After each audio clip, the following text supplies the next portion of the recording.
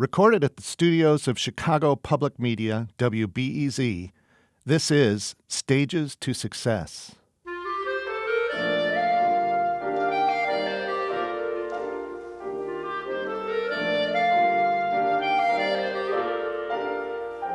The drive to excel is universal, as is the pride in a job well done. Whether you're staring down a decision maker for a multi-million-dollar contract, a television camera or microphone, a negotiating adversary, or an irate conductor, the pressure to perform can be exhilarating and exhausting. Join me and meet great storytellers from music and business. Today's guest from the symphony orchestra world is Jim Moffitt, acting principal clarinet of the Hawaii Symphony. We started off talking about our two great conversational interests in our 30-year friendship. I think for this episode, we need to start with one of those, alerts to the listeners. They like trigger points they give to college students. I think that if you know nothing about baseball and you know nothing about Mozart, then this episode probably is not for you. And you could turn this off and just recommend it to a friend. But if you know someone like that, they personally wouldn't be friends of mine anyway. But then if they know something about baseball, they could learn quite a bit about Mozart, and vice versa. If they know quite a bit about Mozart, maybe they're from Switzerland or something. Maybe they could learn about baseball. We're going to be starting this baby off with a simile. If somebody doesn't know either of these references in our simile, then they're sort of up the metaphoric creek without a paddle, right? But then I've got a simile inside a simile, a metaphor inside a metaphor, don't I? And you are a lifelong Cardinals fan. I am. You're probably, along with my friend, Mary Haltoner, you're probably the biggest Cardinals fan I know. I think I thought of you, and after that Game 6 in the 2006 World Series? Is that which one it was? Which one was it that was so unbelievable? You mean no? They won in 5 in 2006. In 2011, you're thinking of 2006, where they won with Freese's walk-off home run. Right. And so it was 2011. I thought of you and I thought of Mary as soon as that happened. So you certainly remember. You know what, I was practicing Pierrot Lunaire when that happened. That's amazing. I love hearing that. You and Itzhak Perlman were probably practicing because he practices while watching baseball too. But Pierrot Lunaire, that was really funny. I thought that was funny. Anyway, sorry, keep going. That's fine. Right. And I can't practice while watching baseball. So I admire you and Perlman a great deal. So I was thinking about the Big Red Machine because my team, the Twins, never played them when they were in their heyday because, of course, it was back when baseball was cool and had no interleague play. And there was... I agree with that. But I did watch them. The team that was our nemesis, right, was the Orioles because they took us out, the Twins, out of the World Series, I think 3 years running. The Oakland A's were just devastating to us. So I watched the Big Red Machine play them. But talk a little bit about what you saw with Sparky Anderson's Reds coming into, I guess, was that Busch Stadium or was it the new stadium? Yeah, it was. Well, let me think. And by the way, that the first playoff series, the first set playoff series in '69 was the Twins and the Orioles, right? I remember it extremely well and was very upset. Yeah, me too. And of course, the Orioles got their comeuppance in the World Series. Absolutely. Wow, the Red Bull. Well, Spark Anderson. I remember he was very young. I think he was only like 33 when he started to manage that team, even though he looked older because he had that white hair. He had white hair when he was in his 30s too. Yeah, I believe so. Wow. Yeah, that's what I remember from his baseball card. And how did they affect your Cardinals? Were they just killing you every year when they came up? No, not necessarily. See, the Cardinals. They morphed into that really powerhouse team in the last year that they won with it was '68. But then they traded Bobby Tolan to the Reds, who was a really up and coming young outfielder, and they got Vada Pinson in return. I remember Vada Pinson. And he just didn't work out at all. And of course, Bobby Tolan was an early star on that early part of the team. But that first Reds team, they went to the World Series in '70, I think, right? But the Orioles beat them in like 5 games or something. But they weren't the Red Machine until much later, because they didn't get Joe Morgan until like '72, and they didn't get and Griffey was a rookie, I think, in '73. But you had bench behind there. You had Tony Perez. You had Concepcion. All those guys are great. Yeah, right. No doubt, they were a great team. And when the Reds were unbelievably great, we had Ken Griffey in that outfield, the mid '70s. Yeah, right. He came up in '73, I think. And what I remember was just a really solid baseball player, like maybe like your Paul Blair or somebody of that ilk. Really solid baseball player. What else do you remember about Ken Griffey on that Reds team? Well, yeah, I mean, he had all the tools, and he could be really really great, terrific hitter, and he I thought a very good fielder. Mm-hmm. And he just really added a young spark to an already great team. That was just like an amazing team. And then fast forwarding, do you remember? Because I absolutely do. Years later, when Ken Griffey Jr. comes up with that hat turned around backwards, he's playing for the Mariners. And the big smile? Do you remember seeing him come up as whatever he was, 19, 20? Because I do. I remember when he started. Yeah, I'm not sure how much emphasis I put on it at the time. Right. I mean, I'm not saying that I saw his first game, but I did see him. I think in the All-Star game, maybe in his first season, or a season and a half in. And, by then he was going nuts. And then what struck me first is he hits from the opposite side of the plate as his dad. Right. And then I saw that swing. Right, Billy. You mentioned Billy Williams in your email, yeah. Yeah, or Dale Strawberry. But Darryl Strawberry, right? Yeah, yeah. But maybe more powerful swing than Strawberry. But there was just something about it and the way he played in the outfield, and his speed. I don't know. Until he got hurt, I thought he would become the greatest player of all time. That was always my opinion of him. Right, and you're watching this, and you think, what combination of events has occurred here? He's been brought up with his dad, great in the game. Right, he hung out in the Reds locker room a lot. Right, yeah. And then there's something in the water, or there's something in mom's DNA, and it's something from God, and it's something from the dad, and where he came from, and you get this thing. Well, that's all those things are, I think. Right. But something magical happens with this guy, and then it gets me thinking, what was happening in the early 1760s? There's this composer out there named Leopold Mozart. He's no slouch. Right.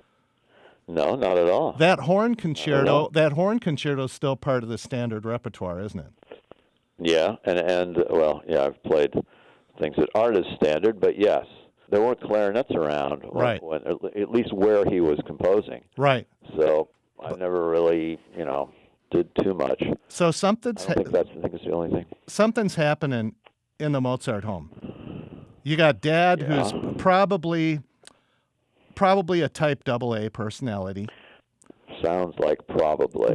Raising a little boy that he's able to trot out, by the way, by the time he was, 4 or 5 years old? He was taking him to kingdoms around the world? Maybe 3. Like his first K number was when he was 5 years old, I think. But yeah, his sister, too. I mean, the father took his sister out, and they were like, people call them circus act, the 3 of them. Mm-hmm. Well, I mean, he was basically showing off the kids, but I think he played with them. Yeah, so I'm feeling a little less guilty with my son Paul now, trotting him out over all those years, because at least I didn't take him to capitals all over the world. And Karen and I saw a portrait of young Mozart playing for Empress Teresa, I think it was, in the castle in Vienna.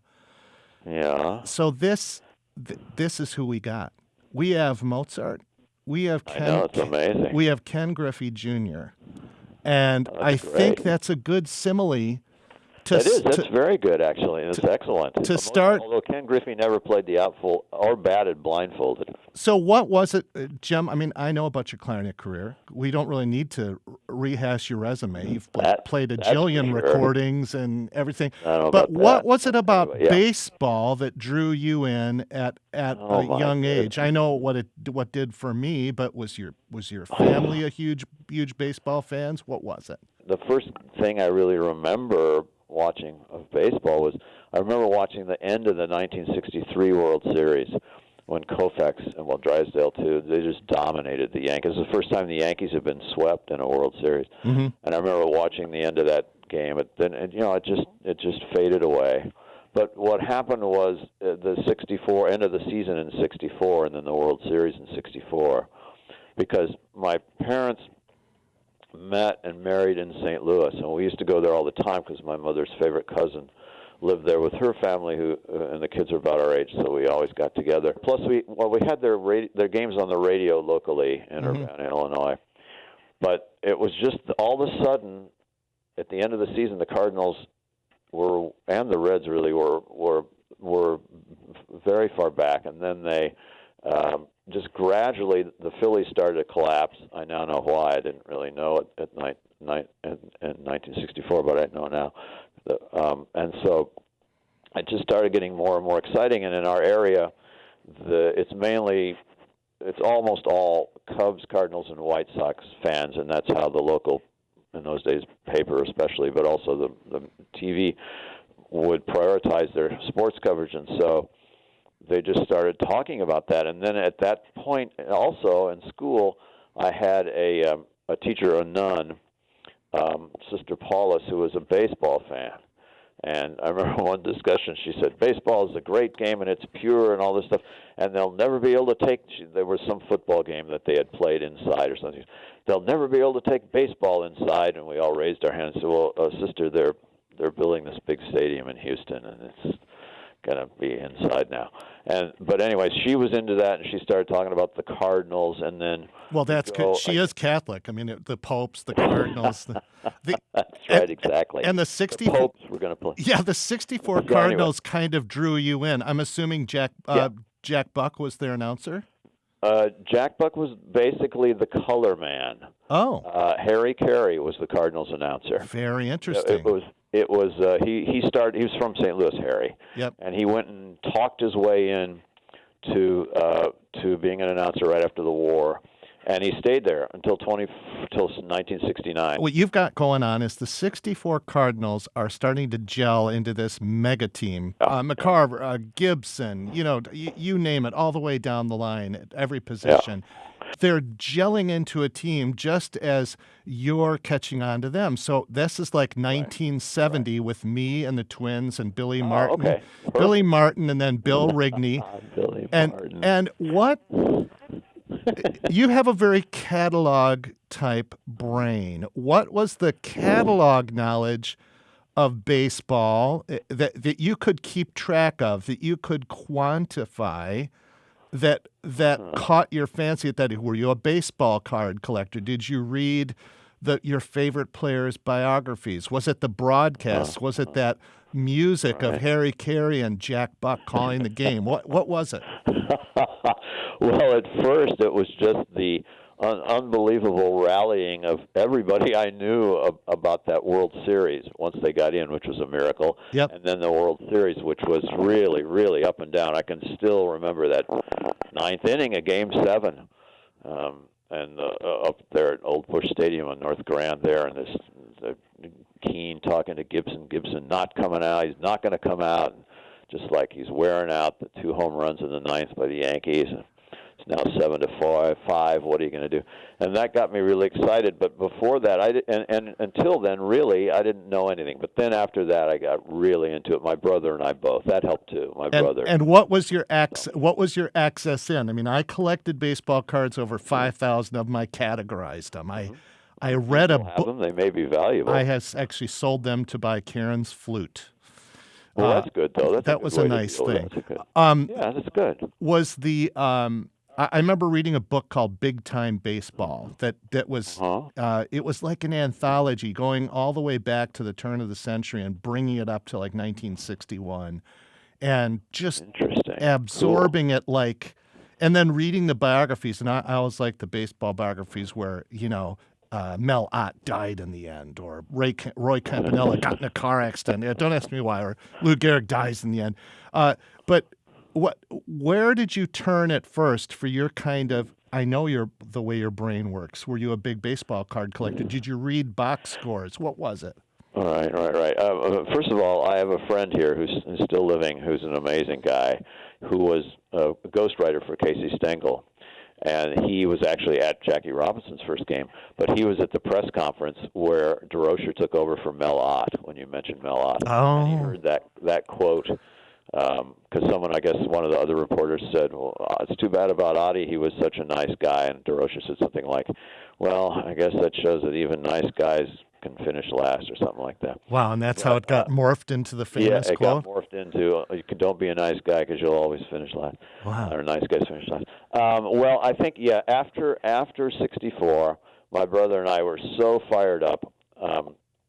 We just devoured. We were a good team together, the two of us, and we devoured anything we could about the Cardinals, and that morphed into baseball in general. So by the beginning of the 65 season, we started collecting baseball cards, and we started listening to the broadcasts on the radio. And with Harry Carey in his prime, you could not shut the radio off. And I once ran into him outside of a bar in Chicago. I thanked him for teaching me baseball. Oh, that's and cool. He was very nice. He said, "Thank you very much. Thank you very much." And similarly, later when I was playing briefly in St. Louis, I saw Jack Buck a lot, and he was good friends with Susan Slaughter, the principal trumpet. And it was just cool to see both the people that had taught me baseball. It was just electric. And I remember when I went to my first live game, which I wish had been at Old Bush in '62 when I spent some time there, because I could have seen Musial, who I later met. But anyway, as did I. I think I told you that story, but we'll get to that in a bit. No problem. I have a nice picture of him. But anyway, in '66, which was the first year the new ballpark opened, they now call that the Bush II, the second one. Mm-hmm. It was very different from what I had been listening to on the radio, because Harry, in my opinion, just made it so compelling, and Jack Buck was they were the perfect team, I thought, just their personalities and their styles of calling the game. Harry would do the first 3 innings, Jack would do the middle 3, and Harry would come back and do the last 3. Very good. And then they would each color person the others play-by-play. And so you couldn't stop listening. That's what did it for me. And then I was hooked. I just couldn't be unhooked. Yes. And we'd go to the store and we'd buy $1 worth of baseball cards. Oh, you lived large. Which was a lot. Yeah. Yeah, that was a lot. We had to spend, we'd save our money to do that, and we'd go in and we'd get duplicates of this and duplicates of that, and none of who we wanted or something. And then we discovered these places that actually sold the whole series of Topps cards, and so we started doing that by the later 60s. But that's how it worked. And from then on, from like the 65 season on, I was hooked, and I was at one point, my brother and I, hadn't been the '69 expansion yet, but at one point my brother and I knew on every major league team actually who was up and who was in their AAA system. It was I get scared when I think about that, because it was really, we were so into it. Well, that's your that is your brain. Now. To go back to our metaphor, what about classical music? When did you put a record on? You're taking your clarinet lessons. I know I was 14. You put a record on, and something opens up that's like Jack Buck and Harry Carey. It's like, I can't turn this off. I was studying in high school, in my folks' living room, and I put on a piece by Tchaikovsky, actually. All of a sudden I thought, wow, this is really somehow deeper. It's moving me more emotionally than the pop music is, and I was very interested in that. And I just kept listening and thought, wow, this really takes me somewhere I've never been before. It could have been that famous first piano concerto, Right. or And it's very appropriate because you know who Tchaikovsky's favorite composer was. Of course, and he wrote that great cadenza in Mozartiana. That's right. And That's how we did it. you mentioned earlier the K catalog, the Mozart K catalog. So for our business listeners, you know, they've probably heard music talked in the term opus thrown around, which is the way to catalog just about everybody else's music except for maybe Schubert, Bach. But in Mozart's case, we have this Kerschel catalog. Talk just a touch about that and who he was and why he took that on and why we all categorize and make a chronologic list of Mozart via Kerschel. Ludwig von Kerschel, I guess, is his official name. Okay. And I will say that after a while, I forget the exact date, but Mozart started to make a list of his own compositions later on. I think it was kind of maybe even earlier after he got into Vienna, maybe like the mid 1780s or something. And so that was able to be utilized by Kerschel. I think there were, I know there were other people that tried to catalog Mozart's works because he died so suddenly and he was so young, but he had written a lot of music for that length of a life, tragically. And so I know a couple publishers tried it and things like that, but I think it was almost 100 years later that Kerschel, after Mozart died, that he tried to put this and did put together what he called a comprehensive list of the pieces. I believe that's how he refers to it. Mm-hmm. So and when did a lot of stuff in there. So yeah. Certainly, I think one of the my first entree into it, really, I guess, in depth, where it really started to move me in a way that, for example, that early Tchaikovsky thing had done, although in a different way, but still similar. That was when this professor at the University of Illinois, when I was finishing up my master's there, told us that there was all this great music that Mozart had written for basset horns, and he had heard that the university had some basset horns. So I did some research, and I found out that they had two LeBlanc basset horns from the late 50s, and later on found out that the serial numbers of those two are consecutive with the two the Chicago Symphony has. And then I found an old one, a handmade French instrument by Robert in Paris in 1931 in the museum of, they have a John Philip Sousa of the University of Illinois, and he gave all his manuscripts and his uniform, his podium, and lots of the instruments that he had to there. And one of the instruments in that collection, I don't think it was from the Sousa collection, but it's in the instrument collection now there, it was this old basset horn. So we got permission to check, well, you could check the LeBlanc basset horns out. They were a property of the band department, which was separate, the music school. And then the music school gave us permission to fool around with that other basset horn. And so we started doing that, and we got this Mozart music, and we started to play it, and it was just really cool. And it's phenomenal.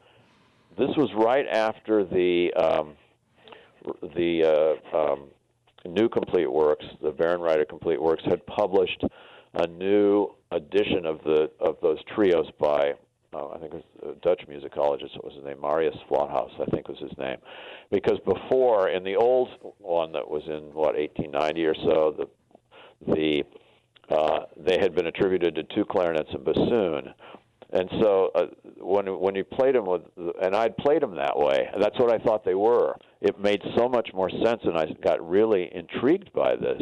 And then I started investigating other things that had that voice in it. Obviously, the Requiem, at least as we know it today, who knows what it would have been had he finished it, but that got me interested. And then from there, it just naturally happened, because everything I listened to, every time I listened to it, took me almost in a different place, even though I'd heard something at the same time. And so I got really into all kinds of stuff. I think still today, for me, his late piano concertos are amazing. They're like miniature operas. Yeah. And I think and they're all great. But for me, I really enjoy the ones after he started writing independently for the woodwinds, which is it's like that. I think it's a B flat one. I think they number it like 15. I think it's like K450 or something like that.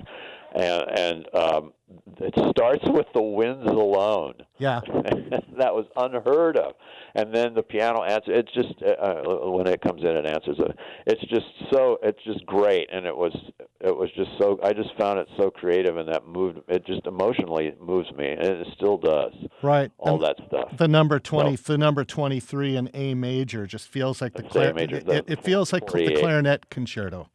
Yeah, it's that's a great one. It's so lyric. So So's 482, the E flat. That's a great one. And in fact, the only one with all the woodwinds in it, as we know it, is that 491, the C minor one, and that also has all the instruments, but that's the only one, and there are only 3 with clarinets in it. So.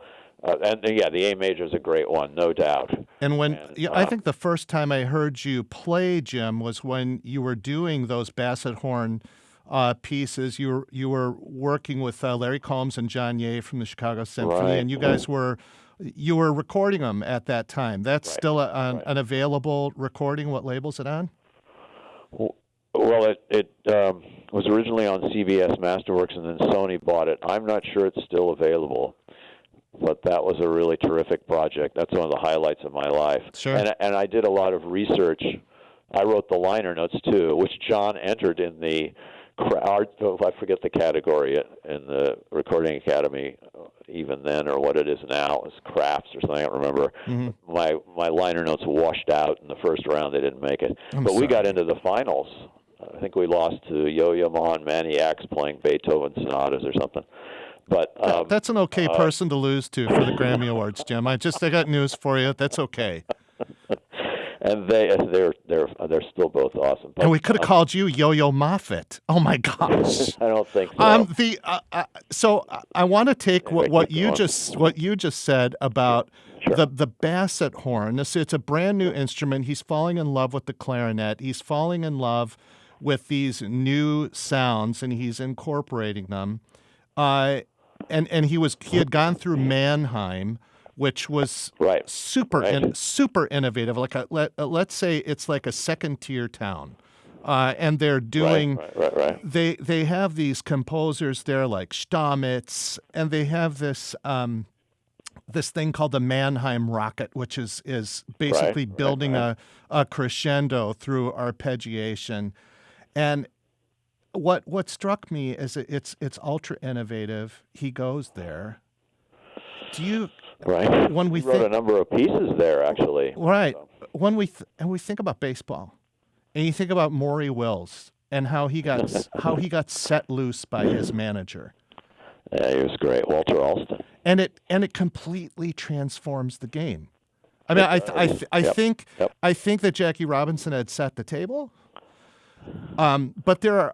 Let's talk about some more of those things that happen. I remember hearing about the Baltimore Chop, which is basically like what the girls do in softball today: hit the ball into the ground, right in front of the plate, and move like crazy.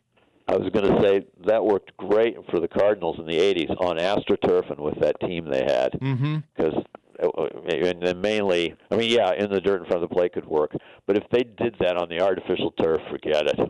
Willie McGee would have a double, or a triple. But the Baltimore Chop. By the way, did you know the history of that? A little. I know that Babe Ruth was born there. I think they were a minor league team, right? That they or an early. No, the Orioles. No, the Orioles were. They were in that old league called the American Association, I think. Okay. And then they went into the National League briefly, and then there was this weird vibe where they were bad, and so the National League purged 4 teams or something.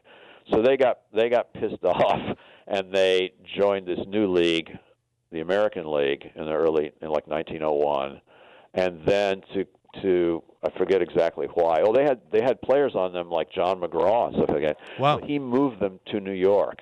He moved that team to New York, and they became the They're now that's the Yankees. Oh, so that was the Highlanders or whatever they had been called. Yeah, originally when they first moved, because they think they played at Coogan's Bluff, right, where the Polo Grounds eventually were built. Mm-hmm. I found an old baseball card of Bob Gibson the other day that my mother sent me out of some cereal or something years ago, and he's in the Polo Grounds because the Mets played there in the early '60s till Shea was built. That's really funny.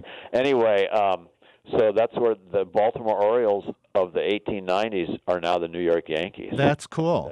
And cool. Our Baltimore listeners just turned off the podcast. But I remember also hearing about the Boudreaux shift that he came up with in order to beat Ted Williams, right? Right, and the Cardinals used it in the '46 World Series very successfully. Against Williams? Yeah, against the Red Sox, '46 Red Sox. Yeah. And today, and that was still today, you can see Joe Madden pulling that out of the box with Chicago Cubs. Well, everyone does it. Like they do it for the Cardinals leadoff hitter Matt Carpenter. Mm-hmm. And yesterday against the Giants, one of the hitters was up. There was nobody on the left side of the infield. Nobody. Yeah, and I completely cannot understand why every single ball player doesn't bunt in that instance. But exactly. I am not a major league manager. I'm screaming at the TV or if I'm at a game. I said, "Come on!" So, and like Carpenter did that a couple of weeks ago, and right. Of course it just rolled into infinity there, and he was no problem. Stages to Success can be found on TuneIn Radio, Google Play, iTunes, or our RSS feed. The link can be found at www.stagestosuccesspodcast.com. Try telling your Amazon Echo, Alexa, to play it by commanding, Alexa, play Stages to Success podcast. We're listening to an interview with Jim Moffitt, acting principal clarinetist of the Hawaii Symphony, and, in his dreams, a broadcaster for the St. Louis Cardinals. The other thing I got thinking about were the Cardinal teams themselves. Now, for me, they're sort of the worthy adversaries, right? I've loved the Cubs since I married Karen, so that's 30 plus years now. I've sort of adopted them as my National League team. But that's good. The Cardinals are this. Well, they're just the worthy adversary. They become a protagonist-antagonist because you just can't but help respect them. There's these there's these eras that I know about being a baseball freak. The Gas House Gang in the late 30s. Sure. Definitely. Your teams 34, they won 31-34. Your team's in the mid 60s. And then the Cardinal juggernaut of the 80s that ended up, going up against my Twins in the late 80s, but just 87. Just potent and powerful. How would you rate? I mean, obviously you didn't get to see the Gas House Gang play, but that's how baseball is. How would you rank those eras? Those 40s teams were great too. They won 3 World Series then. I didn't even think about this. So that's after Dizzy Dean. Is that early Musials period? Musial, yeah, 42, 44. Of course, 44 was mid-war. 42 was beginning of the war for the U.S. and 44 was mid-war. They played the Browns. They're you can't even say crosstown rival because they played in the same ballpark. Right. And they had, I think the Browns had Pete Gray, who was that one-armed outfielder. Yes. And 46 after the war when they beat the Red Sox in 7 games. Where that great play where Enos Slaughter scored from first on Harry Walker's hit to right. Mm-hmm. And I once had dinner with Enos Slaughter. Can you believe that? That's too cool. You have this Gas House Gang. You have the team from around the 40s. You've got the 60s. You've got the 80s. Can you pick a favorite? Is there a time when you say No, they were very different. And I still get steamed about the 80s teams, too, because, I mean, the Royals had incredible pitching, but I still think we could have won that 85 series. I'll kind of give everybody the 87 series because that was an odd one where the home teams won all the games. Won all the games right. And everything. Mm. And it was okay. And whatever, that Don Baylor home run in Game 6 still makes me mad, but still that's okay. But that 85 thing, it still makes me angry. But those were great teams. That was the year Willie McGee was MVP, too. It's hard to say because they were all different, and their strengths were, I guess, similar. They were really well-balanced teams all the way around. So, boy, you just can't quantify it. Now, here we have a similar problem with Mozart. We've got the late K600s that everybody looks to and says, "Oh my gosh, there's the Clemenza di Tito. There is the clarinet concerto. There's the Requiem. There's, the Magic Flute. This is obviously the apex." Right, definitely. But that's not necessarily true. You're talking about the piano concertos that are in the mid 400s of the K numbers, right? Yeah, right, exactly. That's where they start to become interesting for me. But the ones before that are great too. That early E flat one, that's a great one. The beginning of the second movement. Yeah, or the Concerto Number 9 that has that little cantilena right before the last section. That's the one. Oh my gosh! I think that's the one. I think that's the E flat one. I think. Right. Look that up. We're It's get just hassled by all musicologists. It's just unbelievable. It's from another planet. Or the Marriage of Figaro. Right. What's our K number for the Marriage of Figaro? There are certainly portions in his K numbers. When are your Basset horn pieces from? What's the K series there? Well, the 439B is the latest number. How early do they go? 6th edition.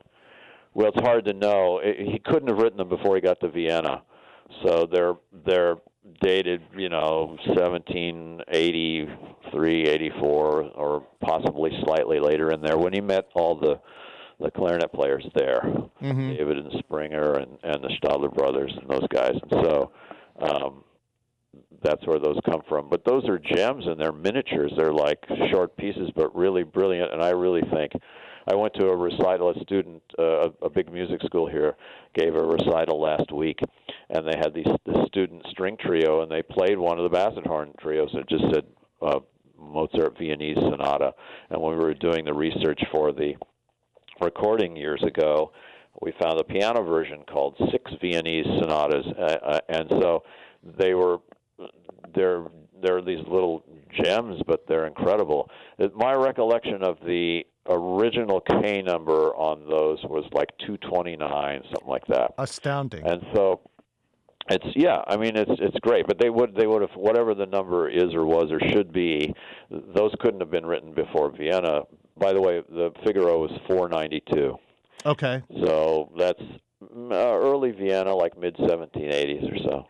He achieved this great popularity as an adult when he came back and was able to work that through, and then people went on to other stuff, I think. Yeah, and he apparently died quite poor because he couldn't pay for his own separate burial site, at least not at first. Or his family couldn't. He was trying to get loans and stuff like that to keep. And there's great biographies of him.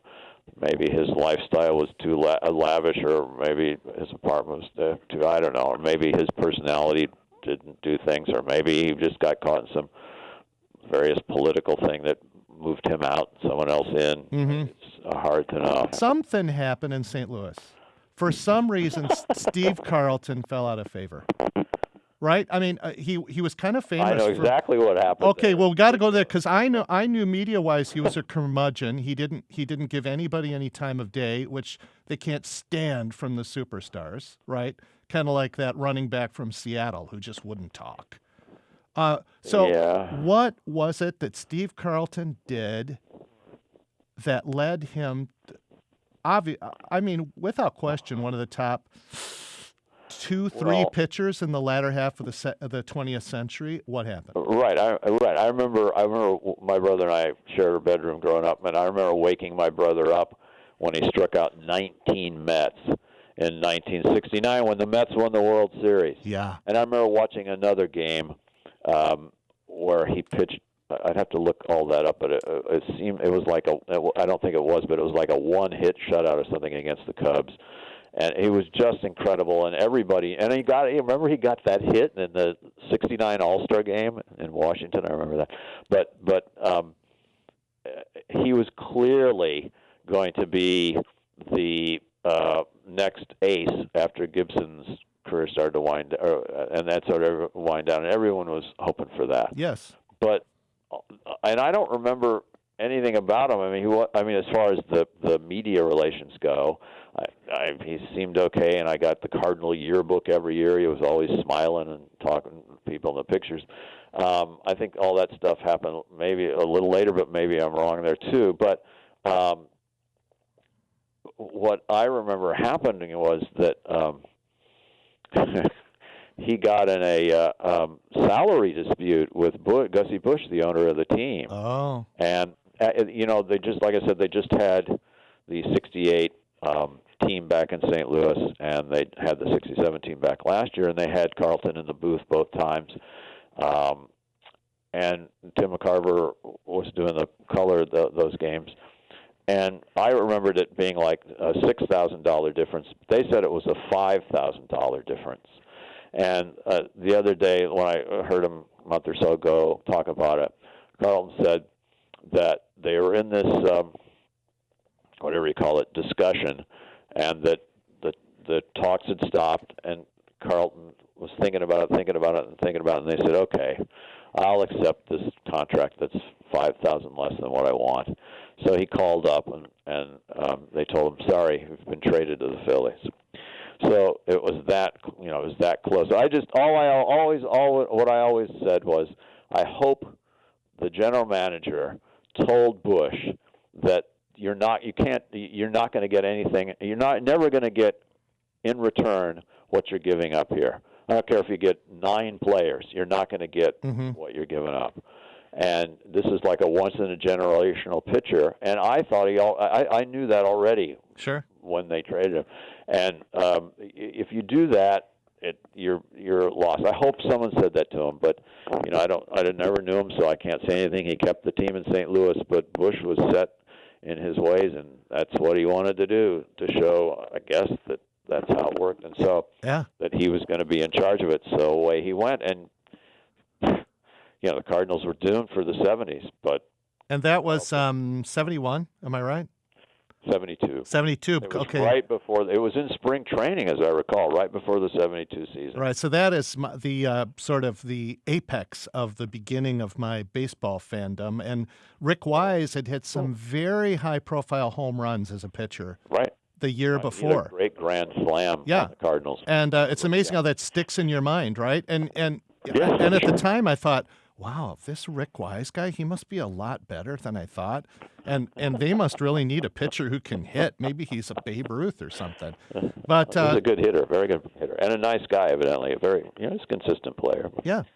So but you're never gonna get another Steve Carlton. No. And for me, some people talk about Frankie Frisch and Rogers Hornsby and worst trade in Cardinal history, although Frisch managed the team but that one for me is the worst. Yeah. That's how I feel about it. Yeah, you got Lou Brock from the Cubs, and that's their one. That was a great trade.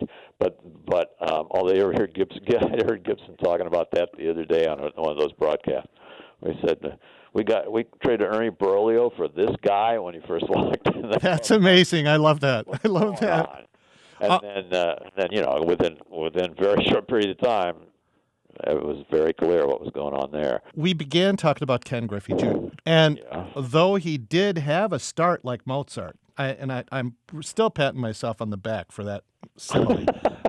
Congratulations. His injuries did just derail a career that would have been earth-shattering. Yeah, I think he would have been known as the best player ever. So we really can't compare him to Mozart. Now, Mozart is not my favorite composer. I'll go on record saying that here, but he is sort of like your Cardinals are to me, right? He is just, if he's not my favorite composer, he's just absolutely unbelievable. I'll root for Mozart, right? Oh, I see. Yeah. Okay. But who, for you, and I have a definite opinion about this, who is your baseball equivalent of Mozart? The player you would say, oh my gosh, like that is the baseball player. I see. Someone that would be considered like him. Yes. Well, I think because of Griffey's injuries, I have to go with Willie Mays. And we are exactly on the same track. There's no doubt for me. Yeah. Oh, there's no doubt. Okay, Jim. No doubt. The Cardinals are in San Francisco, and they had him. They met with the Cardinal announcers met with him the other day. So. Yeah, and my father, who grew up in New York, and he and his family members got to see Babe Ruth play. He said when Willie Mays came through the Minneapolis Millers, which were our AAA team before the Twins came to town, and saw Willie Mays play, my dad said, "That's it. I've seen the ultimate baseball player." I think he was. Mm-hmm. I just remember 1970, I think it was, at a Cardinals game, and people were already by then saying, this guy's washed up. It's almost 20 years. It's over. And somebody, I can't remember who, hit this rocket into left center, and Mays just flew, and he had it. I can still see his left hand extended out into the gap, and he made this amazing catch. And like the audience, whoa! Right. And my dad turns to me and he goes, "People say that guy's washed up. Did you see that play?" Uh-huh. And what was he? He ended at 660 for homers. Is that right? Yeah. And he still says that it's because he played Candlestick Park. How many seasons did he miss because of military duty? Yeah, it was a couple, I think. You can go to 3 Mozart premieres, and you can go to 3 baseball games, and on the 7th day you'll rest. Tell me, what premieres would you like to have seen?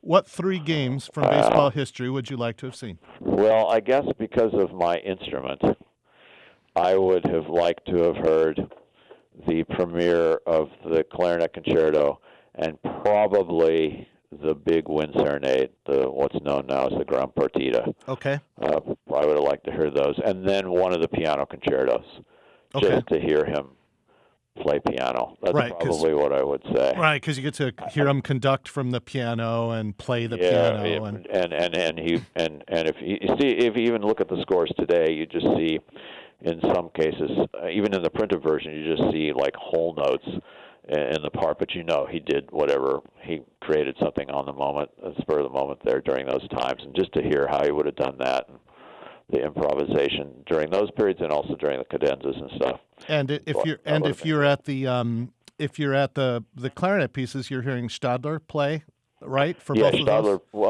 Yes, that's correct.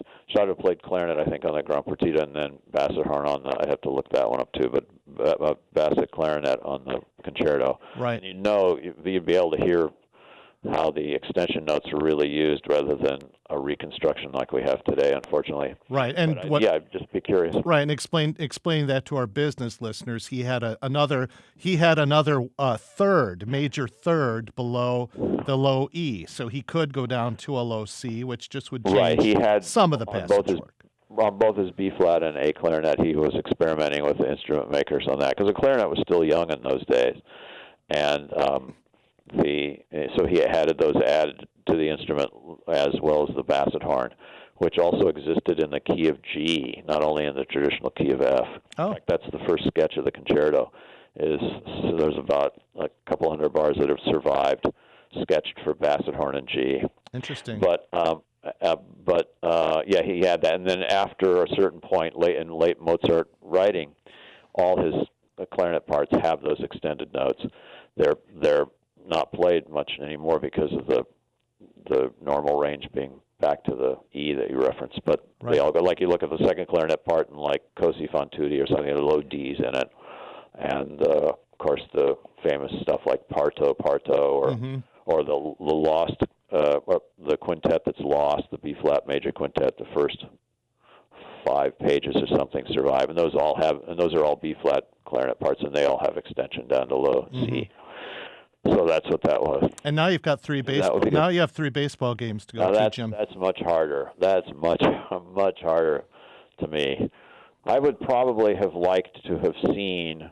I would have liked to have seen Ty Cobb play, and Josh Gibson play. I was very curious about what they would have been like. I mean, I know what they were like from contemporary things. How would we see them now compared to how people saw them then? They had to have been great. It's just very different. And Cobb has interesting reputation Yes. as a player, and I've just been curious how the game was different. I was talking with Karen yesterday or 2 days ago now when Baez from the Cubs stole home. And right. They went nuts because he's done it twice this season now. And I remarked to Karen, Karen, when I was a little boy, Billy Martin let Rod Carew go crazy stealing home. and I said, I bet that he did that 7, 8, 9 times in a season. And she looked at me like, oh, right. And there it was. And I said, I wonder if anybody stole home as much as Rod Carew, just because Billy Martin did the same thing with him that he did with Ricky Henderson. Just go crazy. Go absolutely crazy. Part of the game. Right. Yes. Then I looked up the stats, and there was Rod Carew with 20-something, like maybe 21 steals of home in his career. There was Ty Cobb with 54. Yeah, right. Amazing. 54. So that would have been really great to see. Right, I know. I would have really been curious to see that. Then it's hard to say what other I'm very curious would have been very curious to watch Babe Ruth pitch and see what that would have been like. I'm very curious about that because he, for many years, had the lowest World Series ERA. Yep. And so he's obviously very talented. I just wish he had taken care of himself. So you got to so you are going to a Red Sox game to watch Babe Ruth pitch and hit 4 times probably. He was probably pretty darn good. Right. And then you're going to where did Josh Gibson play? Kansas City? Is that who he played for? The Monarchs? Oh boy, yeah, I think so. He might have been on several different teams, but yeah, let's just say that. Right. If you're going to a Negro League game where he's playing and blowing bombs out of the field like Babe Ruth did, and then you're going to Detroit, I assume, the golden age of the Tigers, to watch Ty Cobb play. Yeah, but I also would be curious to watch Josh Gibson as a catcher, see how that what were his how did he do that? How did he affect the game, and from that aspect too. And yeah, there you go. I think he played on Pittsburgh. I think the Homestead Grays, they were called. I think. Okay. But anyway, or at least for part of this career, I have to check that out. But I'd be curious about that. But yes, you're right. And then Ty Cobb, right? And I guess we could have seen Babe Ruth pitch in Fenway Park. That's right. So. Now, Jim, when I kind of realized that I was swimming out of my depth talking about baseball knowledge was one day that you and I were sitting around at a music festival, I'm sure, and you rattled off the starting lineup for the Kansas City Athletics. I think it was the last game before they moved to Oakland. Is that right? Is that the game? It's possible. I'm not sure I could do them now. I remember I used to be able to do that, and I'll tell you why, because we collected baseball cards. So why do you know this? It struck me, why do you know that starting lineup? They weren't your team. Well, I could have done, back then, I'm not sure I could do it now, but I could have done almost any team like that, like the Washington Senators or something like that. Right. Because I had their baseball cards, and my brother and I developed a game. We played with the cards, so we had to put all the players out in their positions, and we knew I think we would look at the Sporting News, a fine St. Louis publication, and see the various lineups every day, and who was sent down, who was brought up, and so I don't know, stuff that I was interested in sticks in my head. That's all I can say. So what I can say, the big scoop that I can put on my podcast is that Jim Moffitt invented rotisserie baseball. There you go. Right. How is that? You just took the Sporting News, you took the stats, you put the players in the field, your dream team, and went. What weird thing? Like the Kansas City Athletics, probably even some of our passive baseball fans out there don't even realize that the A's had been in Philadelphia and in Kansas City. Right. It started in Philadelphia. Right. I had sort of gaping hole problem. I think like you, I have kind of a catalog brain. I run my business off a very advanced database, and it starts to. You're awesome, man. Well, You're a very it impressive starts guy. to infect my way that I think.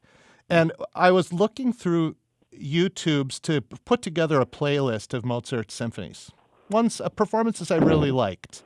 And this is kind of late in the game for me because he didn't have clarinet in very many symphonies, so I really didn't care earlier on. Right. Now I care more. And then I go looking for the 37th Symphony, and that's when I realize here at age 55 I was at the time, there is no 37th Symphony. Well, there kind of is in a way, but not really. Well, what is it? Well, it's a Michael Haydn symphony, but Mozart wrote like an introduction to, like a slow intro to it. I think in those days before printing, I think he copied out the whole thing, and I think he actually changed some of the instrumentation and some of it, but he also wrote a slow introduction to it. Okay. And so that's kind of known as that. And those guys, at least from my choral experience, those guys played ping pong with the Requiem too. How do you mean that exactly? Those two guys shared a lot of ideas for their two Requiems. Michael Haydn and Mozart. Yeah. Mozart.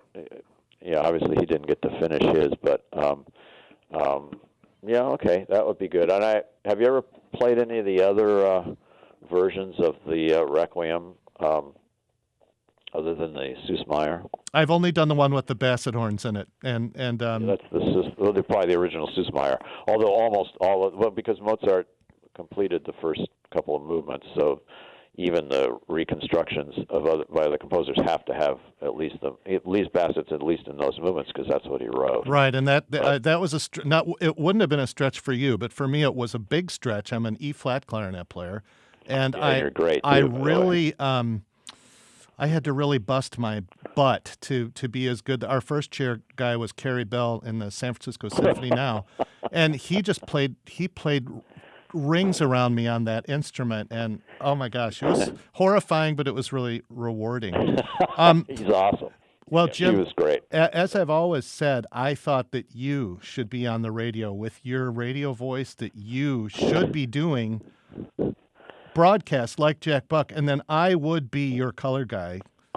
I would do this. So if Carter Blackburn is listening to my podcast, who babysat our children and is a close family friend and is now a sports announcer, if he's listening, Carter can get us the gig.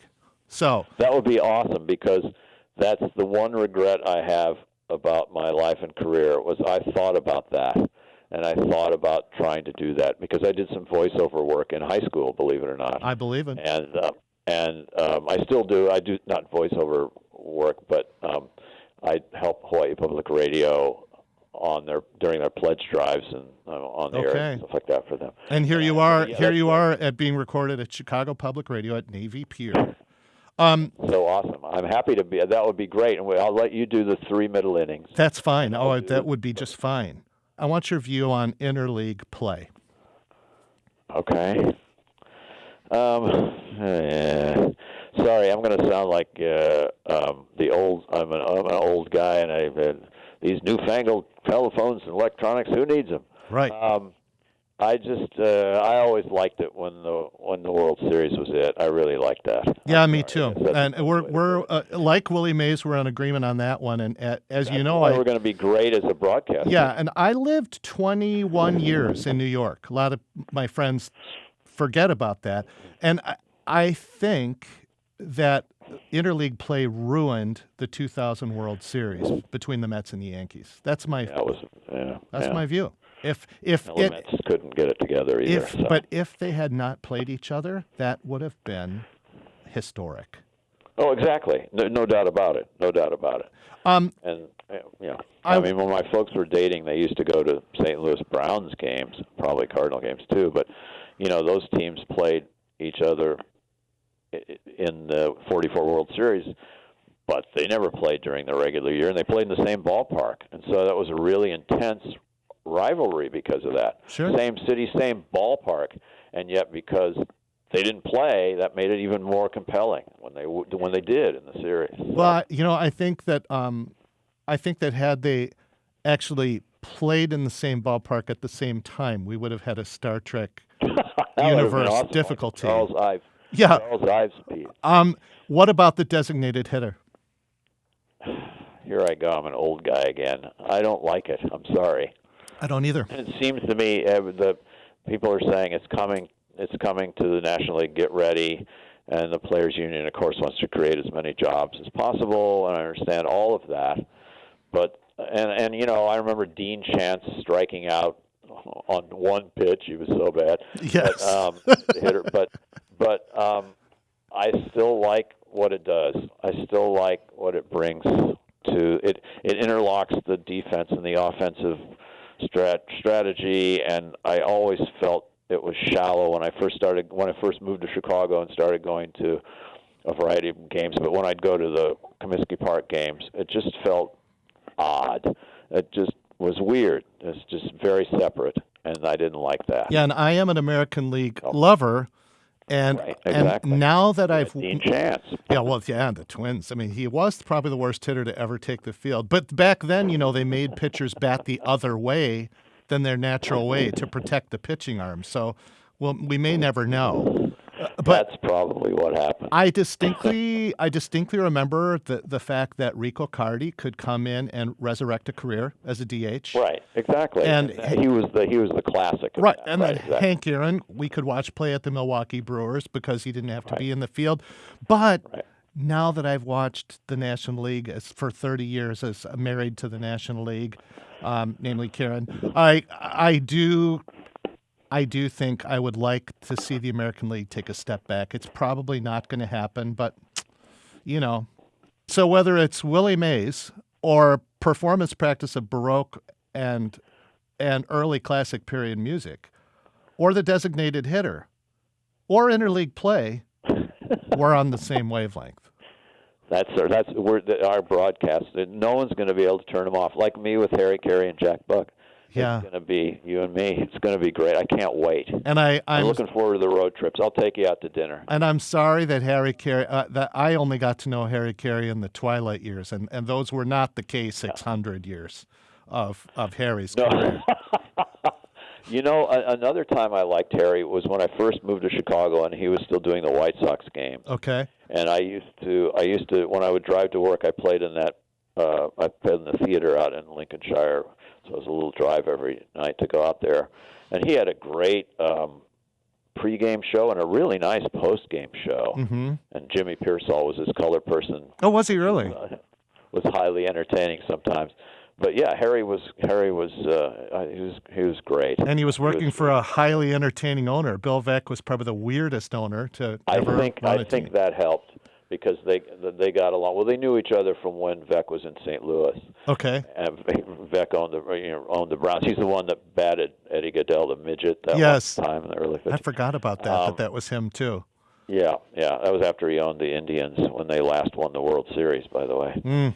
And so I think that helped. I think they're like he did some of this in St. Louis, but he had Harry and whoever go out and broadcast from the bleachers and stuff like that. So. Well, Jim, we managed to go an entire podcast without mentioning that you are, 35 years in the Honolulu Symphony? Is that your tenure there now?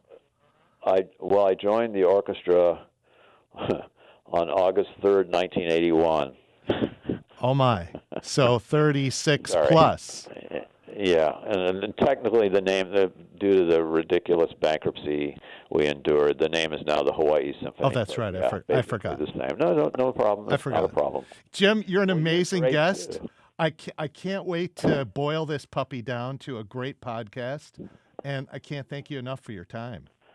I'm honored to always talk with you, on or off the air, and I hope you make me sound good. That would be amazing.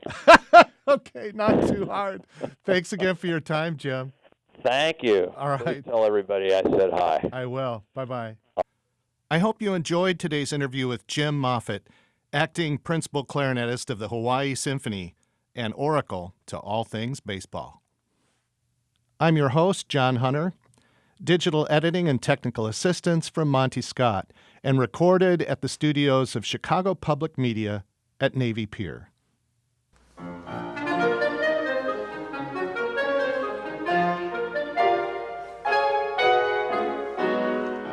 Join us again for people and stories from the worlds of the symphony orchestra and commercial real estate for our next episode of Stages to Success.